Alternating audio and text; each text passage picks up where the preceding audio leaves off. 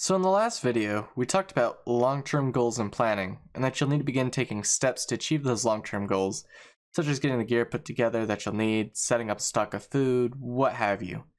Well, the long-term goals can give you a sense of direction for things you can accomplish besides just surviving day to day.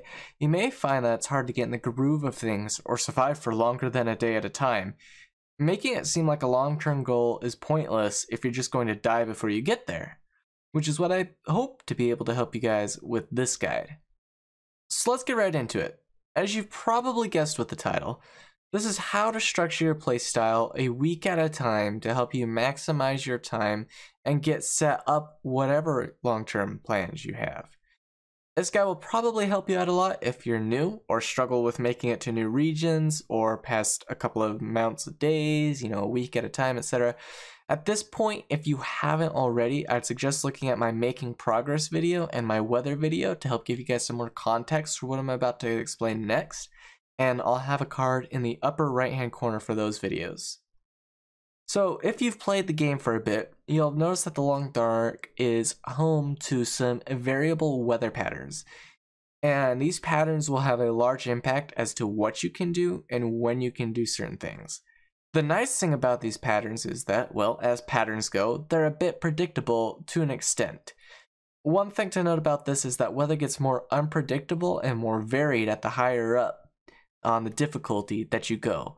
So what may end up being a good plan or a good weather prediction for a Pilgrim player is probably not a good plan for a Stalker player, and most certainly is not for an Interloper player. So the first things you need to secure, obviously, are clothing and tools. I've brushed up on this before, but to recap, you'll need some of these basic tools to get food, harvest more food, open things, fight off wildlife, and craft more tools and clothes to replace the ones you break or fill the gaps of what you don't have. In order to do this, you'll need to go across the whole region to find loot, and possibly to multiple other regions. In fact, I'd recommend that, especially as you begin to get a little better at playing and understanding directions and where to get to places. I'll discuss that more in a future video. But anyway, back to discussing the setting up of your plan. Identify what is in shortest supply at this particular moment in time. Is it food? Water? Whatever the case may be, identify what that is. Once you have, see if you know where you might be able to find that resource or how to go about acquiring it.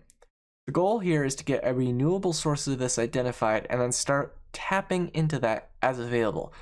This is where the weather comes into play, as that will probably be the highest defining variable of your ability to get that resource. Considering weather has patterns, this is where we get into discussing your 7-day rolling plan. The idea behind this plan is that you'll have certain days available to do certain tasks.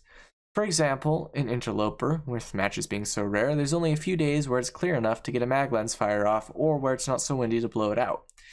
So you may want to identify a carcass or food source and to get all of that stockpiled for when that good day comes, which would mean, harvesting bits and pieces of it as you can and dumping it outside of your home base or wherever you happen to be staying for that period in time. Then you can cook it all up at your leisure in one sitting and not have to worry too much about wasting time or fuel or matches to get that fire started when a good day comes along. So here's another example. Instead of lighting a fire a day and using up a lot of matches to do so, make all your water for the week in one day. For those who are on freedom units, that would probably be about 3.5 to 4 gallons of water. And let's see, in metric units, that's 3.8 liters per gallon. So that'd be something like 16 liters, I think. Anyway. That way you only use one fire and you'll be set on that resource for a while. You'll be set on water for a while. It's about maximizing the time available to you and the conditions available to ensure that you use the least amount of imperative resources to acquire something you need. That's what the Long Dark's all about. It's resource exchange. It's all resource exchange. You're exchanging matches and fuel for food and water, feathers and saplings and arrowheads for arrows, guts and scrap metal for fishing line, etc., etc. Your goal of planning out like this is to maximize the use of these tools and your time.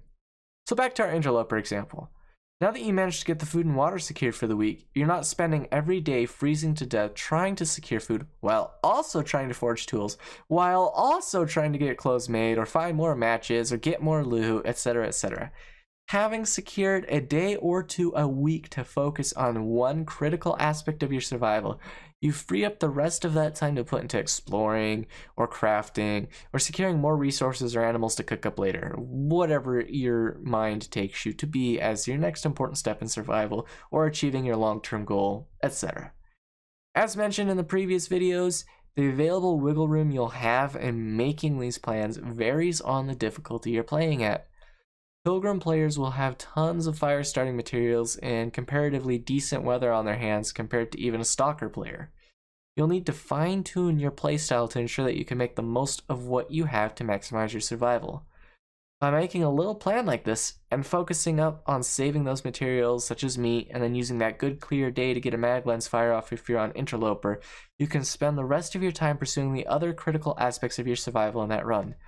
It's not about doing the same action on every 7th day of each week. That's about picking what you believe to be the best day weather-wise or gear-wise or resource-wise or where animals are patrolling-wise to pursue that activity.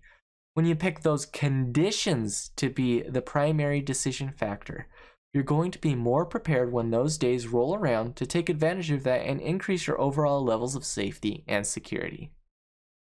So to recap just a little bit and to cover that again, pick whatever resource you're in shortest supply of and think about what weather conditions or if it's not weather, that's the primary factor in this case, whatever the obstacle may be, whatever the hurdle may be, pick the point in time where that hurdle is at its least. So if it's wolves patrolling a certain area, either you've killed them off or they moved on, etc. Pick the time when the conditions make it best to do that action. So if you're exploring a new region and you've got wolves barring the way, sit there and sit tight and wait it out until they move. If you're cooking food up in large batches, wait till that clear, not windy day so you can get a super long fire going and it won't blow out. Or possibly head inside and use one of the 6-slot burner stoves if you're at a location that has that, etc. Your goal is to have those conditions in mind and prepare in advance to make use of that day when those conditions are met to take part in that action.